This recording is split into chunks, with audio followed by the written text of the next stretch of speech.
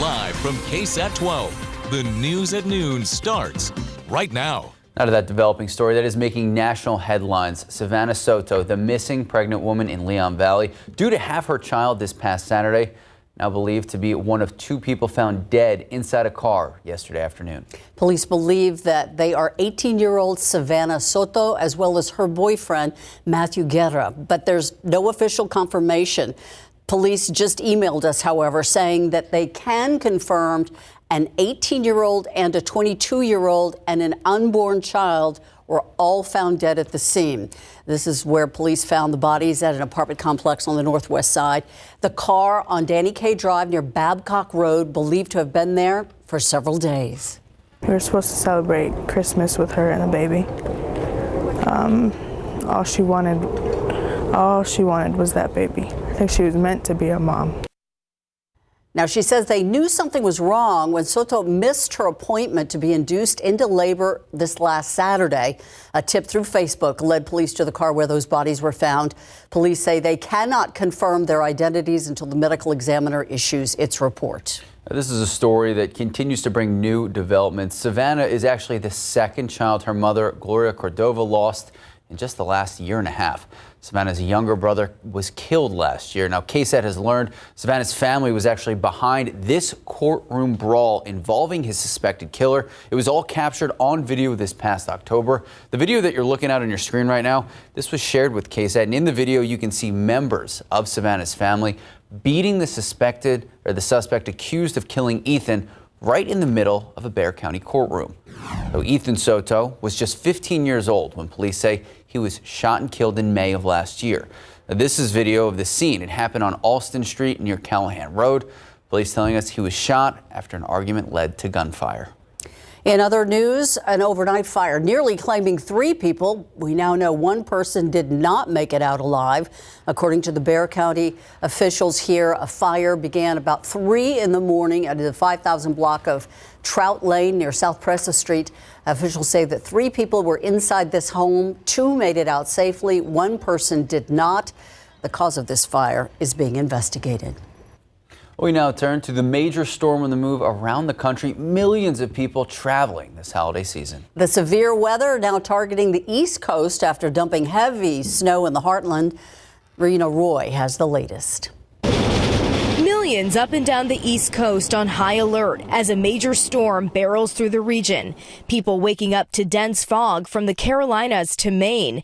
You can see the low cloud cover in New York City, Hartford, and Boston. And now the I-95 corridor is forecast to see heavy rain. Then by 10 p.m. tonight, the heaviest of the rain making its way into cities like Philadelphia, New York, and New England. They could see anywhere from 1 to 2 inches and coming down very quickly. And that's going to lead to the potential for flooding. The same system wreaking havoc in parts of the plains, dumping more than a foot of snow. In South Dakota, cars stuck on the side of the road, some in ditches. Officials closing I-90 after blizzard conditions. Authorities in Denver shutting down portions of I-70 after slick and hazardous conditions.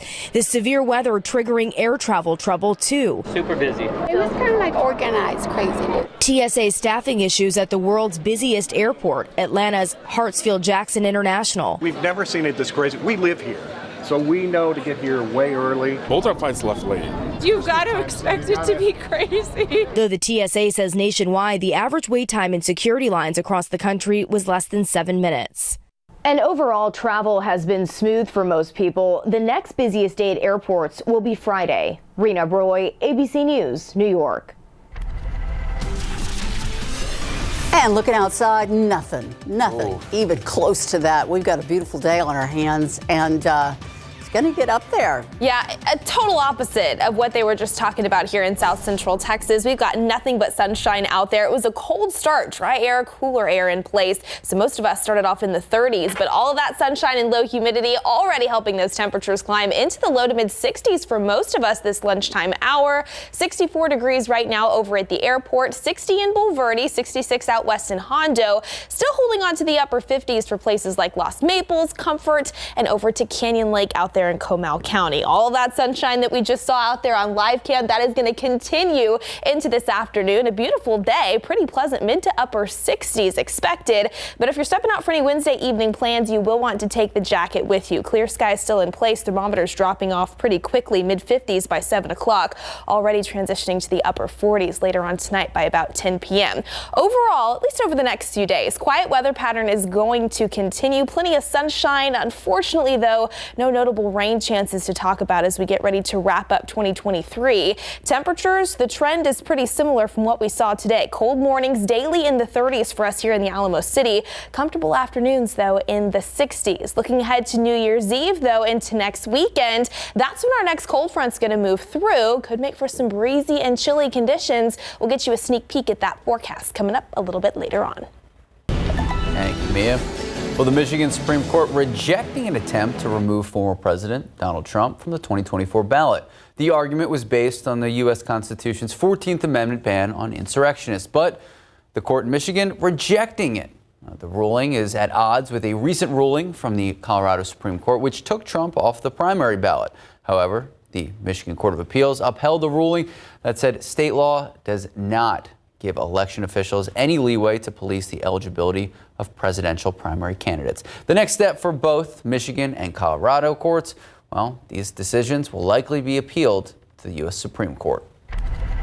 Closer to home, more than 1,000 pounds of methamphetamine seized by Border Patrol at the World Trade Bridge over the holiday. Officials with CBP say that they discovered a total of 164 pounds of alleged methamphetamine in powder form, 854 pounds of meth in crystal form, and 165 pounds of cocaine.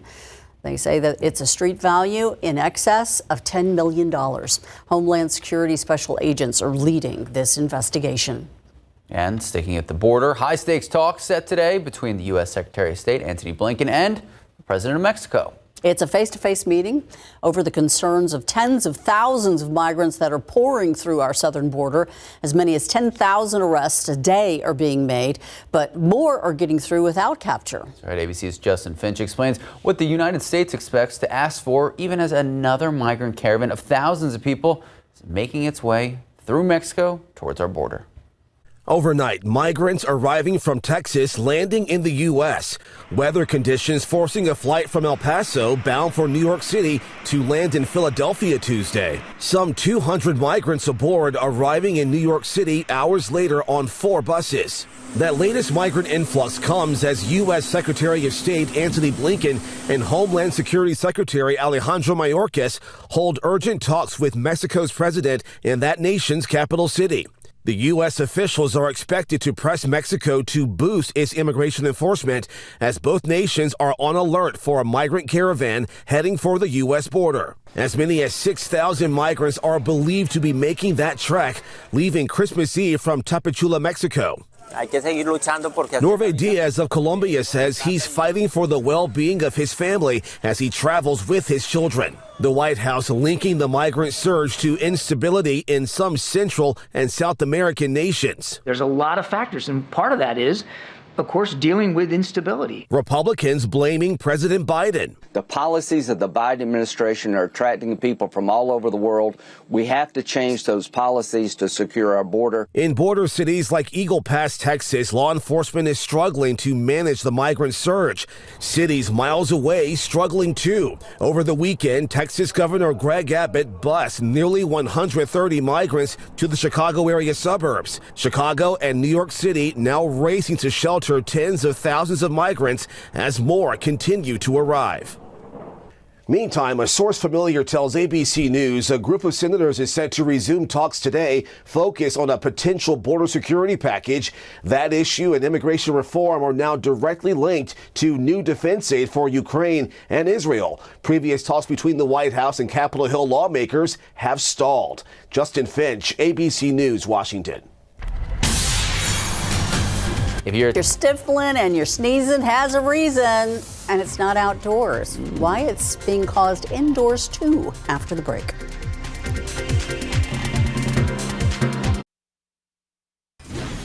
Welcome back. When it comes to allergies, a lot of people think they're seasonal, but allergies can actually be triggered year-round. And it's not just the pollen, it's what's inside your house, too. Mandy Gaither explains. Just when you thought you could breathe easier, those allergies get triggered once again. Wintertime allergies can be related to the indoor allergens, which include dust mites, cockroach, indoor mold, and then animals, especially pets. Allergist Lily Pean with Cleveland Clinic says to first figure out what's causing your symptoms. If you have a Christmas tree, real or artificial, that could be a trigger of which to be aware. If it's a new tree, there might be some mold related to that. So when people bring that into their homes, that can be a problem. If you have an artificial tree, if it's been stored away, that too can have accumulation of mold and or dust mite allergies.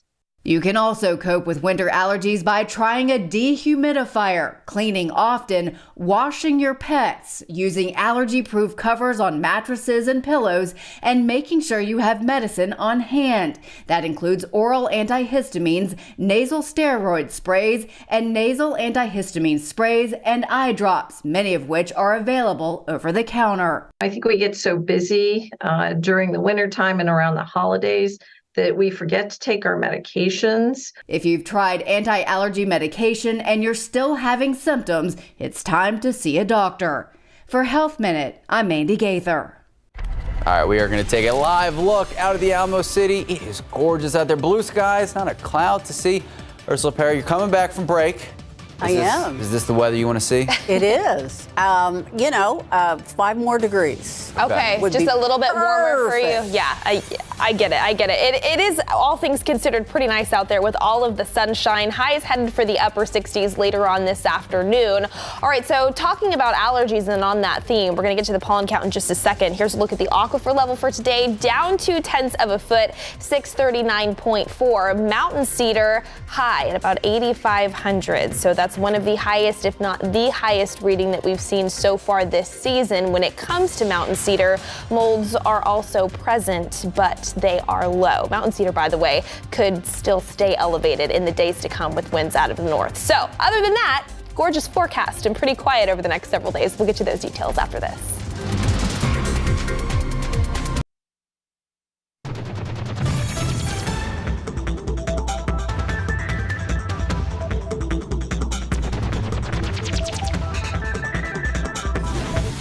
All right, welcome back. Today's Wednesday, right? It is. All right. Kind of lose track during the holidays. 100%. And for all of you out there, first off, thank you for tuning in this week without Miss Ursula Perry. But you are back. I am back, and I got to say, I was looking forward to coming to work. Oh, look at that. It's true. It's like sometimes the holiday, you run out of stuff to do, and it's like, what do you do between Christmas and New Year's? Did you at least get to enjoy the weather we had? Oh my gosh, yes. Wasn't it so amazing? Yeah, we really hit the jackpot when it came to weather over the holidays. We had that quick round of rain and storms that moved in early Christmas Eve on Sunday morning, but then after that cleared, it was great. Beautiful. We had a front move through. We've seen low humidity. And yes, those temperatures have been very nice. It's been cold in the mornings, though. If you've been stepping out for the morning drive or just any early morning plans, definitely had you reaching for the coat before heading out. You can see around the area, all of us in the 30s this morning. As expected, a few spots up into the hill country, Bernie, Bulverde, Comfort, even Kerrville, dipping to or just below that 32-degree mark. Right before the sun came up, we were well above that here in Bexar County, but yes, it was still colder than average, mid to upper 30s here in the Alamo City. And really those 30s not going anywhere over the next 72 hours. Each morning through Saturday, we are expected to wake up to the mid to upper 30s here in town. And again, a few more brief light freezes can't be ruled out across portions of the hill country off to our northwest before we start to warm things up ever so slightly Sunday into Monday. Still chilly, low 40s. And then we see another front move through early next week as we get ready to kick off 2024. Right now, though, plenty of sunshine. There's that drier air. Dew points in the 30s, helping temperatures warm into the 60s this hour. 64 degrees over at SA International. A few degrees warmer off to our south in Pleasanton, sitting at 66. 67 in Kennedy already. 60 degrees over in Kerrville. 65 up I-35 in New Braunfels. That sunshine that we just saw outside with live cam, that's going to continue throughout the remainder of this afternoon. Mid mid to upper 60s expected for those daytime highs. And like we were talking about a little bit earlier, it will get chilly if you're stepping out for any evening plans. 61 at 6 p.m.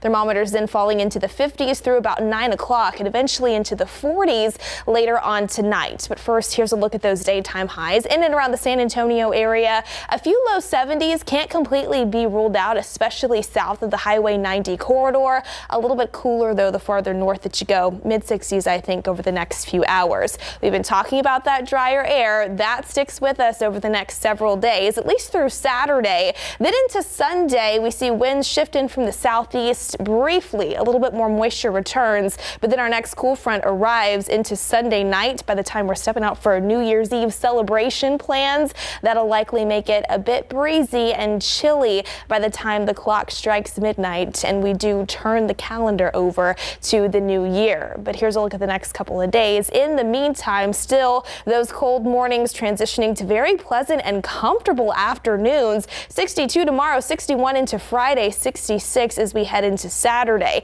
Here's what's happening in the upper levels of the atmosphere. There's an area of low pressure over the Midwest today. That's going to track eastward. Then there's that second area of low pressure that dives down into the Great Lakes region Sunday into Monday. That is essentially what's going to allow that next front to move in time for early next week. In terms of rain chances, no notable rain chances to talk about through the rest of this week. Maybe an isolated chance into next week as we see a little bit more moisture return.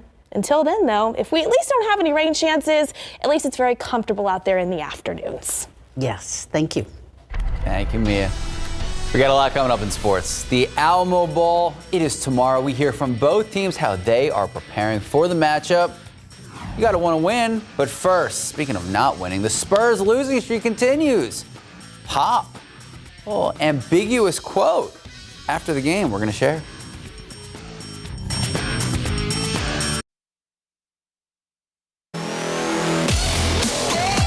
All right, it has not been a great year for the Spurs so far. I thought it'd be better, and last night for Ross Bank Center, it didn't look much better. Hosting the Jazz in a battle of two teams with losing records. Wemby back in the lineup. First quarter, Jeremy Sohan. Look at this bounce pass. Julian Champagnie for a dunk. 5-0 Spurs a bit later. Dem Vassell, wait for it. Beautiful oop, and it's in. Wemby, pass wasn't perfect, but when you're 7-4, everything's a little bit easier. 15-7 Spurs. All right, so San Antonio would lead 32-27 after one. The Jazz were up at half, 64-60, fighting down from 15. Second half would be a much different story, though. Third quarter, after trailing by as many as 12 points, the Spurs would claw back. Here is Zach Collins, another beautiful bounce pass. Keldon Johnson, big-time slam. The Spurs down 4. They would get as close as one after this beautiful bucket. Look at that. And one by Trey Jones. And then Utah pulled away. Jordan Clarkson, a Wagner High native, throwing down 2 of his 22 off the bench. The Jazz were going to beat the Spurs 130-118, and Pop says changes could be on their way. They come after you for all 48. We still haven't figured that out yet. Part of it is youth. Part of it is probably I need to demand from certain people. It's time they have to be more consistent or I make changes. What could these changes be? Well, we will see. Spurs now heading to the West Coast, playing the Trailblazers Thursday night at 9 o'clock.